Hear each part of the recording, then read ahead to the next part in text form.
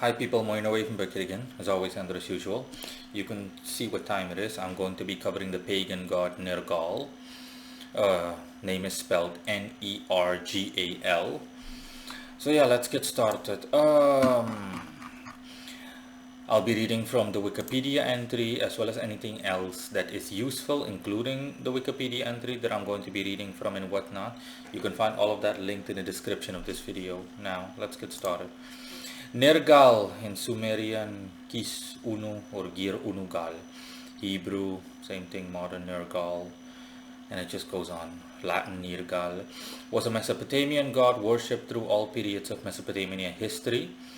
Through all periods of Mesopotamian history, from early dynastic to Neo-Babylonian times, with a few attestations indicating that his cult survived into the period of Achaemenid domination. He was primarily associated with war, death, and disease, and has been described as the god of inflicted death.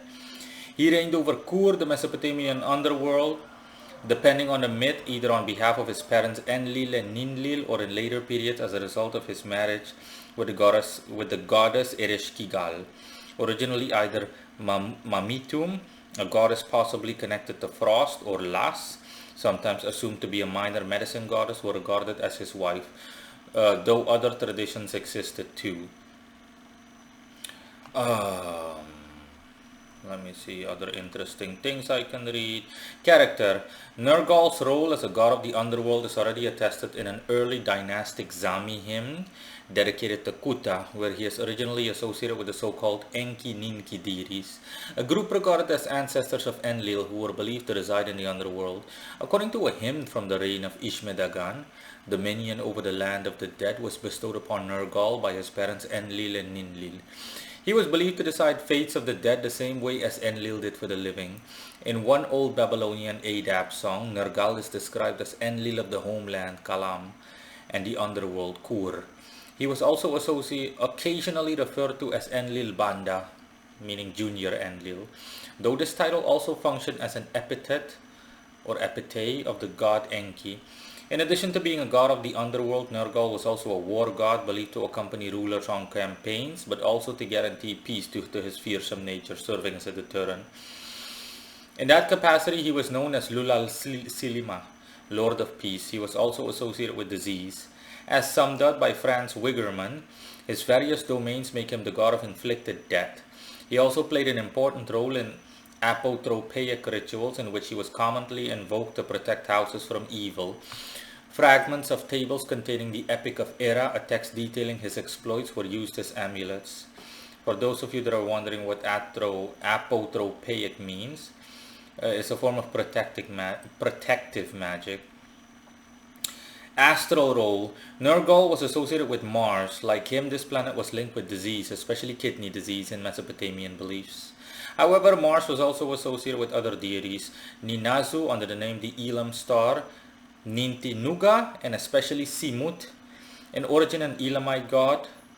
The name of the last of these figures in Mesopotamian sources could outright refer to the planet, Mul Simut, the star Simut. A number of scholars in the early 20th century, for example Emil Kraling, assumed that Nergal was in part a solar deity, and as such was sometimes identified with Shamash. Kraling argued that Nergal was representative of a certain phase of the sun, specifically the sun of noontime and of the summer solstice, that brings destruction, high summer being the dead season in the Mesopotamian annual cycle. This view is no longer present in modern scholarship. While some authors, for example Nikita Artemov, refer to Nergal as a deity of quasi-solar character, primary sources show a connection between him and sunset rather than noon. For instance, an old Babylonian Adab song contains a description of Nergal serving as a judge at sunset, while another composition calls him the king of sunset. This association is also present in rituals meant to compel ghosts to return to the underworld through the gates to sunset. And yeah, those are pretty much the interesting things that I can share. So yeah, now you know who Nergal is, Nergal. Like I've already said in a prior video to this one, on Apsu, also Mesopotamian or Babylonian or similar god, personification of the sea. Nergal, I also heard him a lot back in the day when I still listened to heavy metal. So yeah, I heard the name Nergal be thrown around by heavy metal bands on more than one occasion. So yeah, that's also how I first heard about Nergal. Like I said, the same way I said in that video, I'm saying it right now as well again, that this was quite a while ago. Okay, like we're talking about well past a decade ago. Yeah, considerably, at least a decade ago. Okay, in between well past a decade ago and at least a decade ago. And in any case, now let's move on to the occult information. Nergal does indeed align with Mars. He corresponds to 16 degrees in Scorpio specifically. I repeat, he is indeed Martian and he corresponds to 16 degrees in Scorpio, but it's also not really a black and white matter.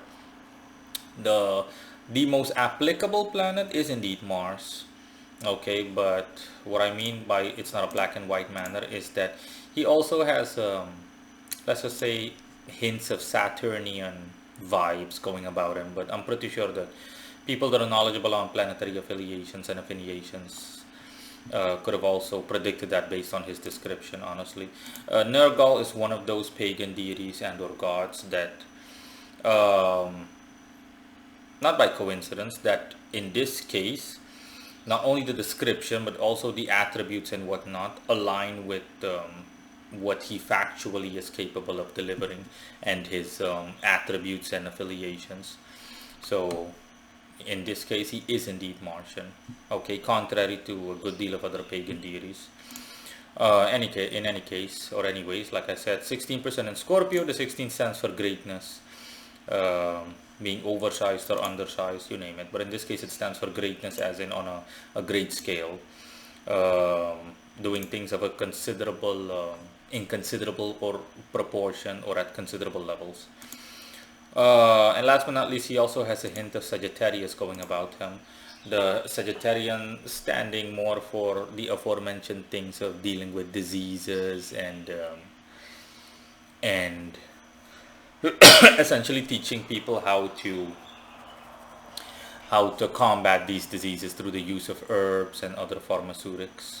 But this is a minor specialty of his compared to all the other main things he was attributed to. So all the things you heard, war, preventing war, dealing with the dead and all of that stuff, all of that, I'm telling you right now, all of that is correct.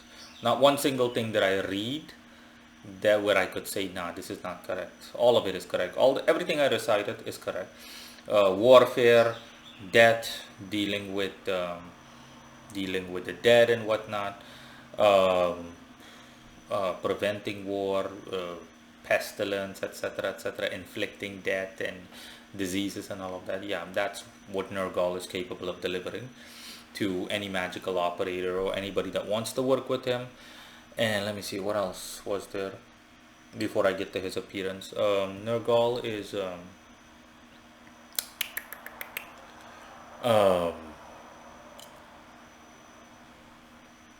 oh yeah, the part about him being a solar deity, no, not really, honestly. I can see where the researchers that are mentioned in the paragraph that I read out loud, that I cited, or that I just plain cited, I can see where they're coming from, but no.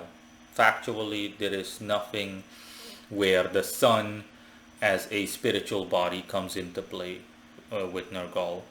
At best, it would be the slight Sagittarian influence, and even then, that is it would be so minor, and even then, it's in theory that it's dismissive, honestly. So no, it's safe to say that you can forget about the whole solar affiliation. No, there is no solarness to be seen here when it comes to Nergal. At best by proxy, honestly. But again, for any person that wants to work with Nergal, you can safely use Martian correspondences. And obviously, I wouldn't recommend like working with Nergal for anything of a solar nature, because like I said, that's not his specialty. You can work with Nergal for all the aforementioned things I said: war, pestilence, etc. Things that deal with clairvoyance and necromancy specifically, stuff of such a nature, and up to a minimal extent with herbs and healing and stuff like that. But bear in mind, this is minimal. It's a secondary specialty, at best, more or less, to put it that way. And yeah, that's essentially it. Now, before I close off, his appearance. Nergal appears as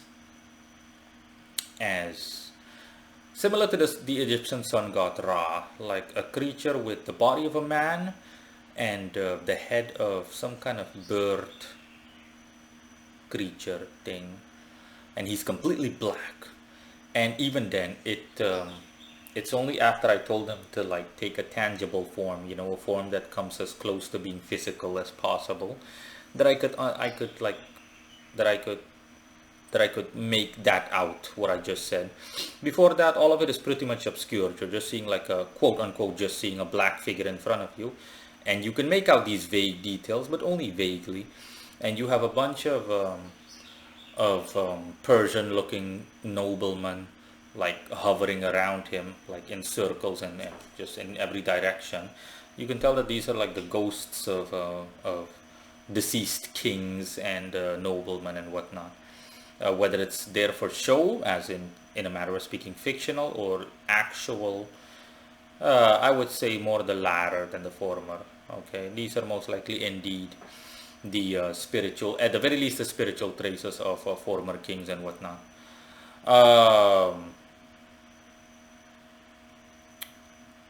Now, what else was I gonna say? Yeah, and regarding his appearance, other than that, he he also had weaponry with him, like sickles. The first time I saw him, and this was like maybe an hour or two ago, when I was like, "Hey, let me show me what you briefly look like." And I wasn't intending on recording this video. I'm not gonna lie to you. I was intending on doing it either tomorrow or similar, but I said to myself, you know what? I can't sleep. It's like currently 6 a.m. in the morning for me. Let's just get down. Let's just get right down to it. And let me see what else.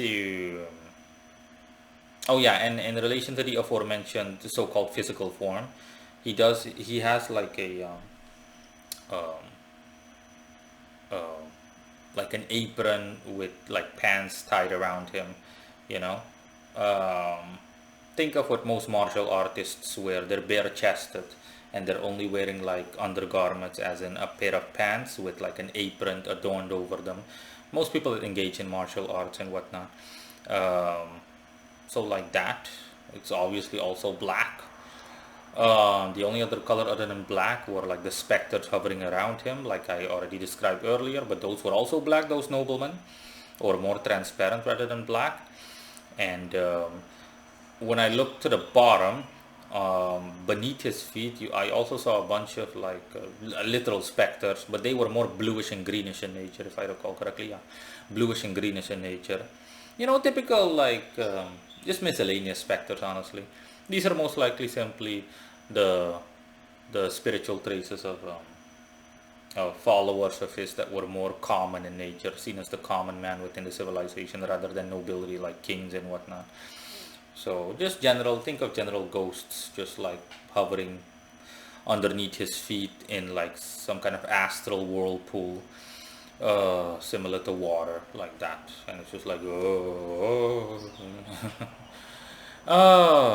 So yeah, again, his description and everything just completely rings true to the things that he was worshipped for, and the things that were actually documented and whatnot. Exactly the likes of which I described throughout this video. Did I have anything else to say? No. That is all. Bye bye.